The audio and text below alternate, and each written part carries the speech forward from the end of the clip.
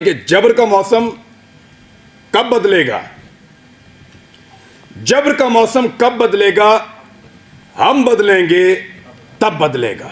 पाकिस्तान के अंदर एस्टेब्लिशमेंट को इस बात का शक अभी बाकी है कि यहां पे गद्दार भी हैं और बागी भी हैं। आप हमारे लिए हमारे मुल्क की जमीन को तंग कर दें तो आप मुहिब्बे वतन हैं, और हम अपनी जमीन पे आजादी से रहने का हक मांगें तो हम गद्दार हैं, हम बागी हैं। आप खुदा ना खास्ता कभी हार भी जाएं तो आप मुहिब्बे वतन हैं, और हम आपसे पूछें कि हुजूरे वाला ये क्या हुआ था तो हम गद्दार हैं, हम बागी हैं। आप किसी एक तजर्बे में नाकाम हो जाएं तो आप मुहिब्बे वतन हैं, और हम सिर्फ नाकामी की निशानदेही कर दें तो हम गद्दार हैं, हम बागी हैं। हम हंसें तो गद्दार हैं, रोएं तो गद्दार हैं, बोलें तो गद्दार हैं, चुप रहें तो गद्दार हैं, बात करें तो गद्दार हैं, ना करें तो गद्दार हैं, हम सवाल करें तो गद्दार हैं, जवाब मांगें तो गद्दार हैं, जवाब ना देने पर रिएक्ट करें फिर गद्दार हैं। क्योंकि हम पैदा हुए हैं हुजूर गद्दारी के लिए।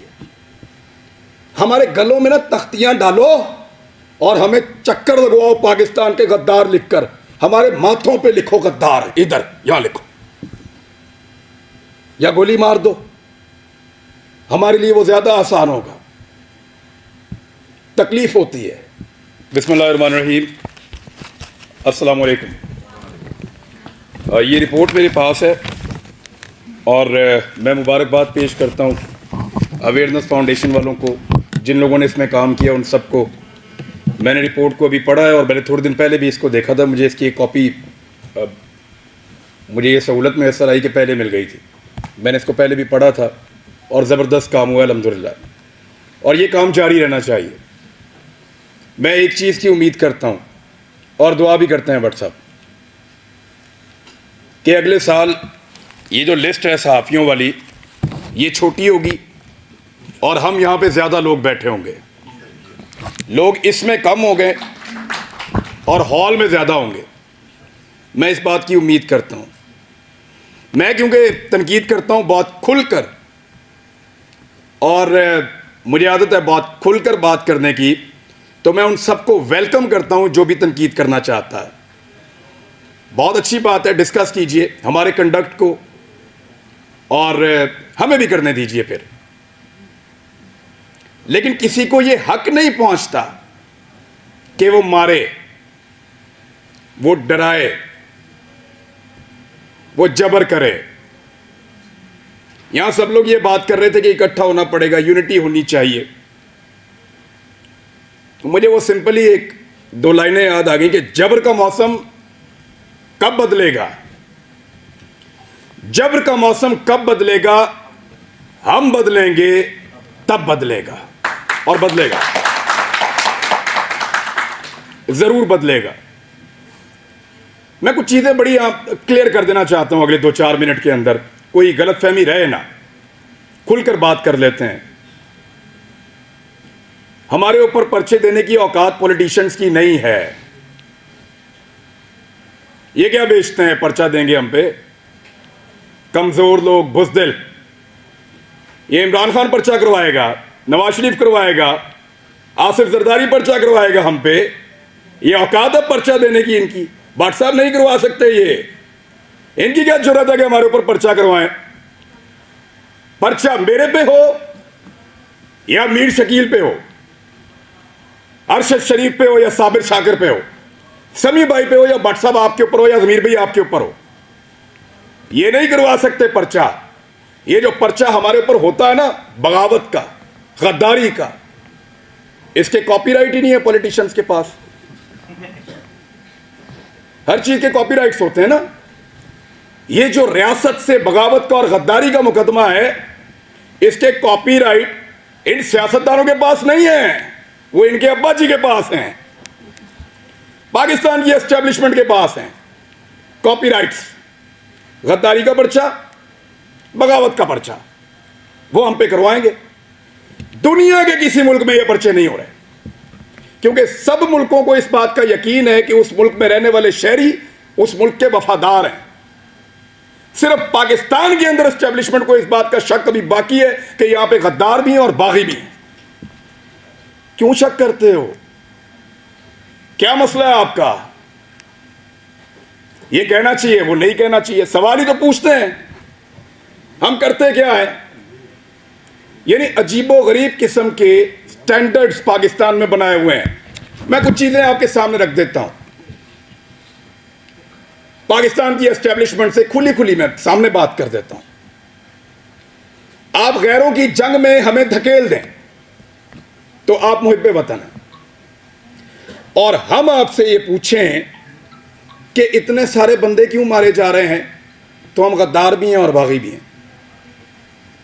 आप बंद कमरों के अंदर फैसले करें इस मुल्क के 22 करोड़ अवाम के, तो आप मुहिब्बे वतन हैं। हम आपसे पूछें कि उन फैसलों के नताइज पे नजर देखिए, बताएं कि ये हालात क्यों हुए, तो हम गद्दार हैं।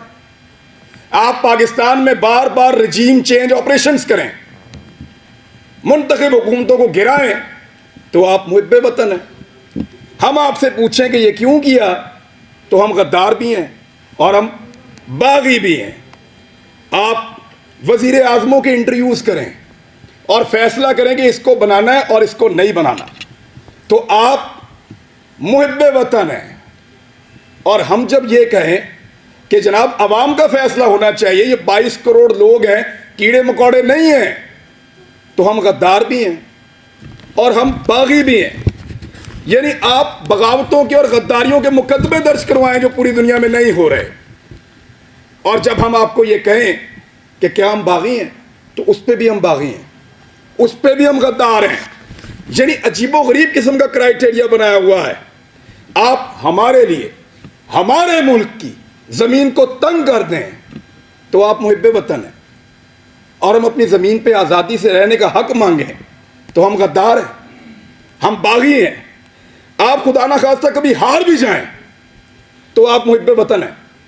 और हम आपसे पूछें कि हुजूरे वाला ये क्या हुआ था, तो हम गद्दार हैं, हम बागी हैं। आप किसी एक तजर्बे में नाकाम हो जाएं, तो आप मुहिब्बे वतन हैं, और हम सिर्फ नाकामी की निशानदेही कर दें, तो हम गद्दार हैं, हम बागी हैं।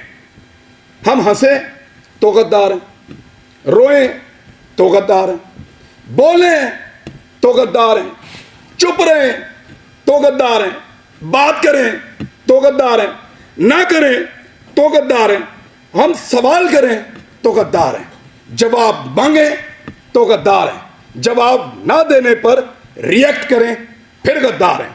क्योंकि हम पैदा हुए हैं हुजूर गद्दारी के लिए। हमारे गलों में ना तख्तियां डालो और हमें चक्कर लगवाओ पाकिस्तान के गद्दार लिखकर, हमारे माथों पे लिखो गद्दार, इधर यहां लिखो, या गोली मार दो, हमारे लिए वो ज्यादा आसान होगा।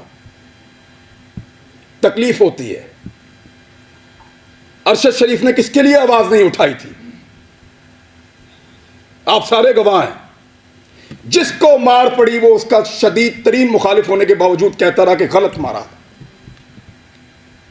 तो तकलीफ होती है ना। भट्ट साहब नाकामी थी हमारी, उसका हम पे एतबार खत्म हो गया। भट्ट साहब, उसको पता चल गया अब उसका बोझ नहीं उठा सकते, वो इसलिए मुल्क छोड़ के गया था। उन्हें पता लग गया ताड़े तो गल उत्ते होना, हम पे उसका एतबार खत्म हो गया था। तकलीफ होती है, चुप करके निकल लिया। इन्होंने मजाक उड़ाया उसकी तस्वीर दिखा दिखा कर, हमारे इख्तिलाफात को हमारे खिलाफ इस्तेमाल किया, हमारे लोगों को तस्वीर भेजी कि ये देखो भाग रहा है, फोटो लगाओ सोशल मीडिया पे, गंदा करो इसको, भाग रहा है। अब बुज़दिल नहीं था, बुज़दिल होता तो तुम्हारे साथ डील करता, तुम उसकी मिन्नतें कर रहे थे डील के लिए।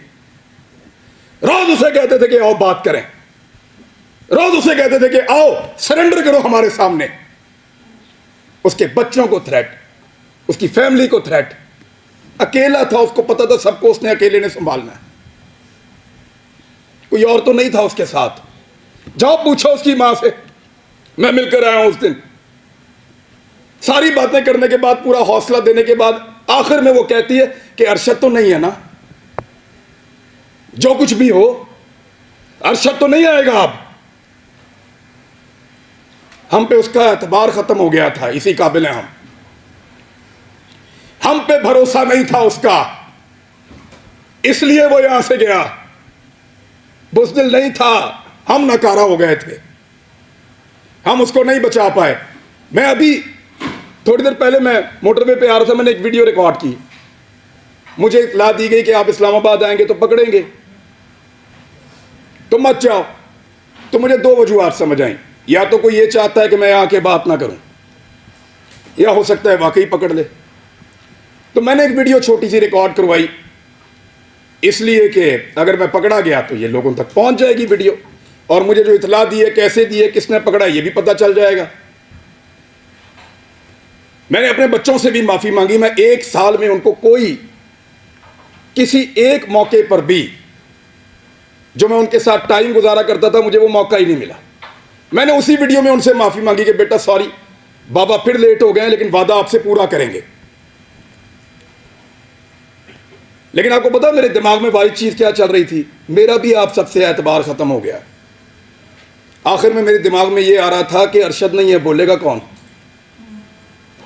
वही था, सबको इकट्ठा करके वहां अदालत में पहुंच गया था। क्यों पकड़ा उसको? हौसला देता था, डट कर खड़ा था, हर जगह उसने आवाज उठाई और पूरी कोशिश की उसने कि यह मुश्किल वक्त गुजर जाए।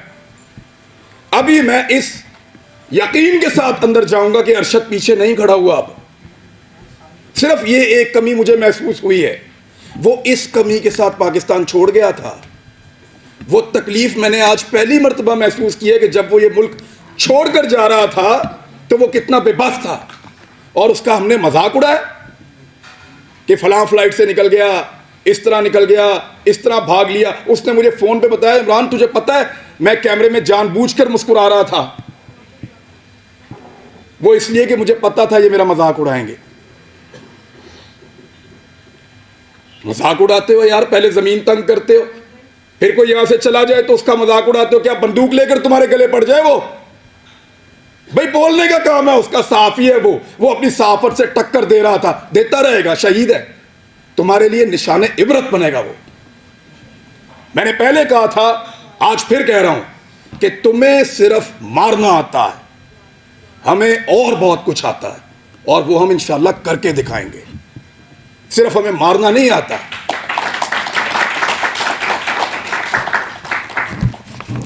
दबा दबा के और जिसको दबाया एस्टेब्लिशमेंट ने दबाया। हामिद मीर का प्रोग्राम में बड़ा खुश था उस दौर में जब बंद हुआ, क्योंकि हम भी एक अजीबोगरीब दुनिया में रहते थे। माशरत उलूम की किताबें पढ़ के आए हुए थे, लगता था सारे हीरो हैं, एस्टेब्लिशमेंट पाकिस्तान की बहुत वफादार है। सच्ची बात है, किसी की आंखें पहले खुल गई, किसी की बाद में खुल गई, लेकिन अच्छी बात है खुल गई। लेकिन मफादात की पट्टी बांध के कभी आंख बंद नहीं की, अल्हम्दुलिल्लाह। कभी इसलिए आंख बंद नहीं की कि मफादात की उसके ऊपर पट्टी बंधी हुई थी। जब मुतीउल्लाह जान पे हमला हुआ, मैं क्लिप आप सबसे शेयर कर दूंगा, मैंने मजम्मत की। वो बच्चा जिसके घर के अंदर घुस के मारा, जिसके साथ आपका केस चल रहा था, मैंने मजम्मत की। जब अफसार आलम पे गोली चली तब मजम्मत की, सब रिकॉर्ड के ऊपर मौजूद है। हामिद मीर के ऊपर गोली चली, मजम्मत की। लेकिन हामिद मीर ने अपने मुंह से कहा था, मेरे भाई ने, कि मेरा प्रोग्राम सियासतदानों ने बंद नहीं किया। इमरान खान की क्या औकात है, बंद तो उन्होंने किया है। अब बोलता है इमरान खान से बदला लूंगा। अपने मुखालिफ को पहचानिए, फिर इकट्ठे हो जाएं, तो शायद आपकी जान छूट जाए, वरना ऐसे ही इसी तरह हमारा वक्त गुजरता रहेगा। मैं सिर्फ एस्टेब्लिशमेंट को एक बात कहना चाहता हूं कि हुजूर आपका मर्तबा, आपका रुतबा बहुत बड़ा है। ये बहुत छोटे छोटे काम हैं जिनमें आप पड़े हुए हैं। ये छोटे छोटे काम हमें करने दें, एतबार करें हमारे ऊपर कीड़े मकोड़ों पे, हम गद्दारों को ये मुल्क चलाने दो। आप मुहिब्बे वतन है, बहुत बड़े लोग हैं आप, बड़े बड़े काम किया करें आप, आपका रुतबा बहुत बड़ा है, बड़ा मुकद्दस काम है आपका, हम उसकी कदर करते हैं, यूं सलूट करते हैं आपको, खुश होते हैं आपको देखकर। लेकिन ये छोटे छोटे काम हमारे लिए छोड़ दीजिए, हमारे लेवल पे मत गिरिए। आप बीच में से निकल जाए ना, तो इन सब माफिया को हम संभाल लेंगे, मीडिया वाले। बस आपके खिलाफ बोलने को जरूरत की बात नहीं है, दिल नहीं करता, खुदा की कसम दिल नहीं करता, खुदा की कसम दिल नहीं करता। डरते वरते नहीं है, पता है आपको, बुज़दिल नहीं है हम। क्या करोगे, गोली मार दोगे, मार दो। डरते नहीं है तुमसे, तुमसे प्यार करते हैं, तुम्हारी कदर करते हैं। डरो उस दिन से जिस दिन हमारे अंदर से यह जज्बा खत्म हो जाएगा। हम प्यार करना चाहते हैं, कदर करना चाहते हैं, हमें मत धकेलो, दीवार के साथ मत लगाओ और ये ड्रामा बंद करो। पाकिस्तान के फैसले पाकिस्तानी करेंगे, पाकिस्तान के फैसले हम करेंगे। ये हमारा राइट है, लोगों का राइट है, डेमोक्रेसी ये कहती है। ये बंद कमरों के अंदर ड्रामे बंद करो। पाकिस्तान को तजर्बा, मैं बचपन से पढ़ रहा था, लिखा हुआ था इस्लाम के लिए तजर्बागाह बनाएंगे पाकिस्तान को। हमारे लीडर्स ने ये बताकर पाकिस्तान बनाया, वो किसी और चीज़ की तजर्बागाह बना दिया पकड़ के। इसको पकड़ लो, उसको नंगा कर लो, उसको डंडे मारो, उसके कपड़े उतार दो, उसको घसीट के वहाँ पे ले जाओ, इसको जगाते रहो, इसको शहरों में फिराओ। अजीब ड्रामेबाजी है यार। वो ये मुल्क क्या बना दिया आपने इसको।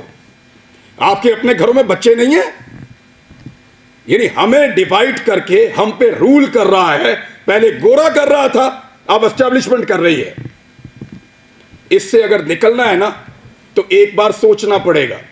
मैंने यहां किसी को तनकीद का निशाना नहीं बनाया, मैंने सिर्फ बताया है कि वो कौन है जो हम सबको डैमेज कर रहा है।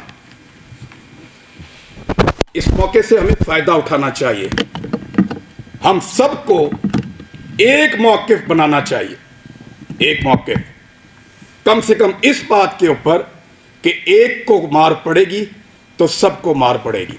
यहां से भी शुरू कर लो तो बहुत है, बाकी मर्जी है। अगर डिवाइड एंड रूल करना है तो फिर करते रहिए, इस गंदे खेल का हिस्सा बनना है तो बनते रहिए। भट्ट साहब को मैं इसलिए अप्रिशिएट करूंगा कि कोई भी फोरम हो, कोई भी जगह हो, कोई भी बुलाए, जब सहाफ़त का नाम आता है तो आप लोग आ जाते हैं। सर आप लोगों का बहुत शुक्रिया। हालात बहुत मुश्किल है, जिस मुल्क का चीफ जस्टिस कहे कि वो बेबस है, उधर भट्ट साहब क्या करें बेचारे। लेकिन ये वक्त भी गुजर जाएगा, यूनिटी आएगी इंशाल्लाह, इकट्ठे होंगे। और हम नहीं चाहते कि हम अपनी एस्टेब्लिशमेंट का मुकाबला करें। इबाद आ जाओ। अब तक के लिए इतना ही, थैंक यू।